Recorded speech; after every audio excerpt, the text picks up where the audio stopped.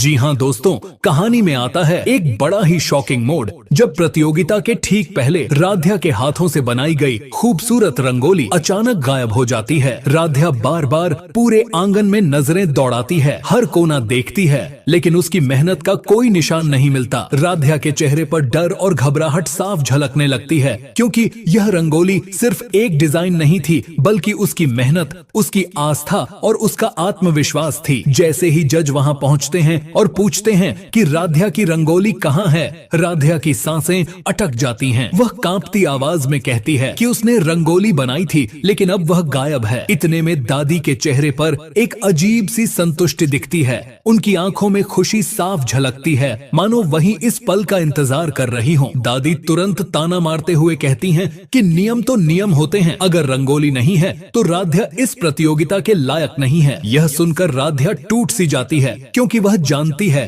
कि अब वह इस प्रतियोगिता से बाहर होने के कगार पर खड़ी है। उधर निहारिका अंदर ही अंदर बहुत खुश होती है। उसके चेहरे पर नकली अफसोस, लेकिन आंखों में जीत की चमक साफ नजर आती है। निहारिका बड़ी चालाकी से सबके सामने कहती है कि शायद राध्या से ही कोई गलती हो गई होगी, लेकिन उसके शब्दों में छुपी चाल कोई नहीं समझ पाता। राध्या की आंखों में आंसू आ जाते हैं, लेकिन वह खुद को संभालते हुए भोलेनाथ को याद करती है और मन ही मन कहती है कि उसने सच्चे मन से मेहनत की है, उसका भगवान जरूर साथ देगा। तभी माहौल और भी ज्यादा तनावपूर्ण हो जाता है। जब जज आखिरी फैसला सुनाने की तैयारी करते हैं, दादी पूरे भरोसे के साथ बैठी होती हैं कि अब राध्या बाहर हो जाएगी और निहारिका आगे बढ़ेगी। लेकिन कहानी यहीं खत्म नहीं होती, क्योंकि निहारिका ने जो बड़ा कुछ किया है, उसकी सच्चाई बहुत जल्द सबके सामने आने वाली है। राध्या की यह परीक्षा सिर्फ रंगोली की नहीं, बल्कि उसके धैर्य, उसकी सच्चाई और उसकी आस्था की है। और आने वाले पल यह तय करेंगे कि साजिश जीतेगी या सच।